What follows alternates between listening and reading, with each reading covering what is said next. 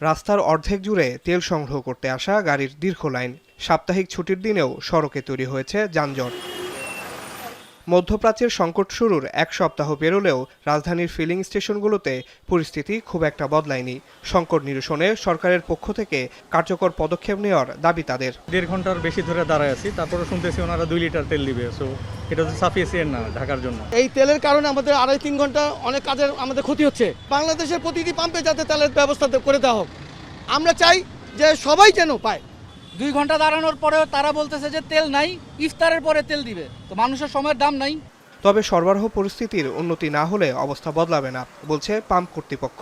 আগে 2 লিটার করে দিতাম, এক একজনে ঘুরে ঘুরে সিরিয়ালে দাঁড়াইতো। এখন 5 লিটার দেওয়ার পরে ওরা সারাদিন রাইড শেয়ারিং করে, মোটামুটি একটু স্বস্তি পায়। আর পাবলিক প্লেস যারা আছে তারা এর মাঝে ফাঁকে পড়ে যায়। জাস্ট আগের থেকে অনেকটা ভালো আছে। এদিকে জ্বালানি তেলের সরবরাহ স্বাভাবিক রাখতে সরকারি ছুটির দিনেও নারায়ণগঞ্জের সিদ্ধিরগঞ্জ ডিপোতে তেল উত্তোলন কার্যক্রম চালু আছে।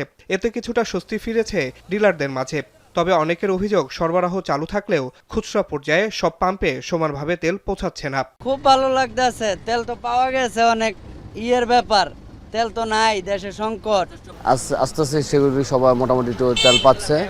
ডিপুর ভিতরে তেল কিছুটা সরবরাহ হচ্ছে।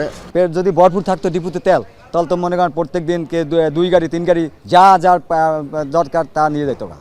সংশ্লিষ্টরা বলছেন, আতঙ্কে বাড়তি তেল তোলার প্রবণতা থাকায় কোথাও কোথাও সাময়িক চাপ তৈরি হচ্ছে। তবে বিবিসি বলছে পরিস্থিতি নিয়ন্ত্রণে আছে। আসিফ ইকবাল খান, এখন, ঢাকা। 72 ঘন্টা ময়েশ্চার লক সমৃদ্ধ লিলি বডি ওয়াশ। শিয়া বাটারের গুডনেস স্কিন রিপেয়ার করে রাখে সফট ও গ্লোয়িং।